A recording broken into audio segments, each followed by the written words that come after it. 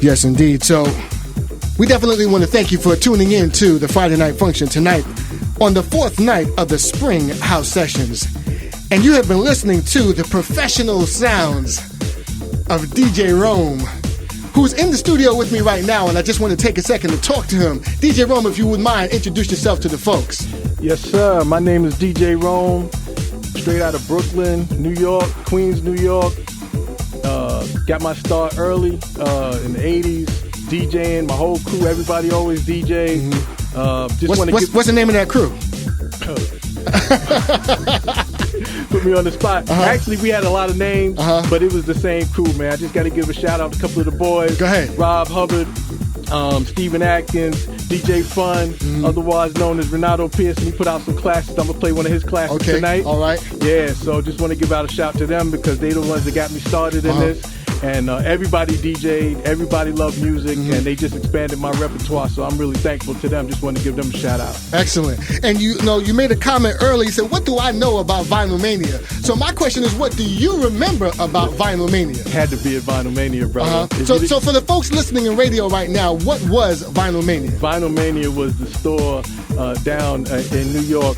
On the lower side, it was in the village on Carmine Street. On Carmine Street, and I'm telling you, they had everything. You go to the club, you want to hear something or find something that you heard in the club, you went to Vinyl Mania. That was the spot. That's right. The spot. Had the little DJ booth up in the corner, play the records right there for you.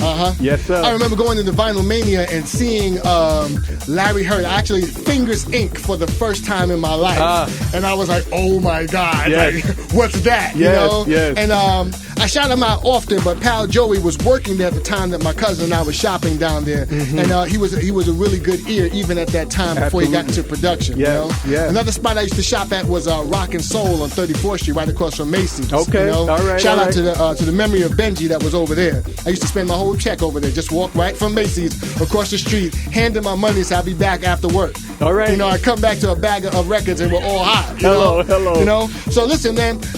Tell us what was it like for you to be DJing in New York at that time? Like, what was the crowd like? Well, really, it was just about the music. We would go to different clubs and whatnot, and I got my first starts going to Bonds International. Okay. A lot of people don't know about Bonds. I've heard of it, but I've never been there. That was actually the sister spot to Studio 54. Okay. Yeah, and they had everybody there. I mean, I saw Madonna. All the people came through.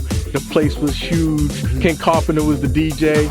And after that, we graduated to the loft and the garage. So that's where I cut my teeth on music and dance and all of that, man. So I just had a good time, man. Enjoyed it. Now, for those of you who do not know, the loft was the precursor to the garage, and not like I know, like I've been there, but I remember checking out some of the footage on this movie, The Maestro, and a lot of folks talked about the loft as a spot where the Frank would play whole records, and people would just dance to it. He'd take it off, put another record on. It was in his house. Yes. So what was it like just going to somebody's house and hearing this great music for the first time? Well, when I first went there, they were down on Bleecker Street, and man, the spot was hot. They had two floors, downstairs and the upstairs, and the upstairs was kind of like the disco, and the downstairs was the house party, and it was amazing. David Mancuso was the DJ. David Mancuso, and he just would play one record, let it in, the crowd would applaud, and he put the next record on, and it was for serious people about serious music and serious dance. So, of course, he was a great curator of music. Absolutely. That's probably what made him famous. All the DJs, all the major DJs, Larry Levan, everybody went down to the loft and hung out. Now, speaking of Larry Levan, they just celebrated the christening of Larry Levan Way in New York the weekend that I was there, and I was so wrapped up in doing things with my wife. It was Mother's Day weekend, so why not? Shout out to my wife, Michelle. That I didn't even go, man. Yeah. But what's it like to know that the most influential DJ outside of really neck and neck or side by side with Frankie Knuckles, rest in peace, Larry Levan has finally been recognized with a landmark in New York? It's amazing. It's amazing because what they did at that spot was just phenomenal. And it wasn't just him DJing, but it was the sound system, it was the spot, it was the vibe, it was the music and the camaraderie that was there. So when people came, you knew when you went to the garage or to the loft, you were going to have a good time. There was no craziness. It was a family attitude or atmosphere, and people just had fun. Pause. Family atmosphere? I mean, not for kids. Okay. Of course.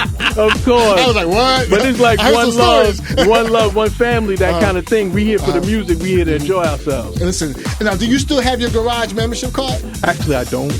I think my wife must have threw it out or something. That's the key. Yeah, I know she probably burnt it, right? So listen, shout out to D. Shout out to Darlene, my wife. She hold me down. She's not only my partner, my wife, but she's my #1 dance partner. There it is. Hello. All right, and that's the way you're supposed to say it, especially with your son in the house. And he's behind the camera right now filming us. Yeah. So for those of you who will be checking out the podcast and the different posts that I put up online, this fine young man behind the camera, and I say fine in terms of an upstanding young man, pause, you know what I mean, is actually putting that stuff out there right now with the lights and everything. And shout out to Cara Fleck also, who came up to do some taping and some recording for me too. DJ Dog is in the house right now, and tell me the name of your friend that came up with you. Tony McFarlane, that's T-Mac. Right. T-Mac, what up T-Mac? All right, so we almost have a full house tonight, and it's not even the last night of the Spring House Sessions. The last night of Spring House Sessions, we're supposed to have a packed house because DJ Dog is going to be back in the house with me. Yeah, listen, DJ Dog. Both of these brothers I know since I moved here to Pennsylvania, to Northeast Pennsylvania, and we all go to the same church, Greater Shiloh Church. So shout out to Pastor Phil, as well as Pastor Tim, the First Ladies, and all of the, the diagnostic and all that stuff. All of y'all, shout out to you. Yes. But if you thought tonight was gospel night, that was last week. Shout out to Dwayne Knight, a.k.a. Dr. D, and the whole WHCR clique. Yeah, so we're going to continue on, man. You like that mix, like you told me earlier. Absolutely. So listen, we're going to continue on tonight. This is all in good fun, but we definitely want to let you know that we are going to be going on until we feel like stopping. So text somebody, tweet somebody, Instagram your mans and them, and let them know that Dirty Fingers is on the radio. That's my Frankie Crocker thing. You know what I mean? You don't know about that. You from Chicago. All right, and let everybody know that we're on the radio right now rocking DJ Jerome, Dirty Fingers, the Spring House Sessions Night 4. Come on, man.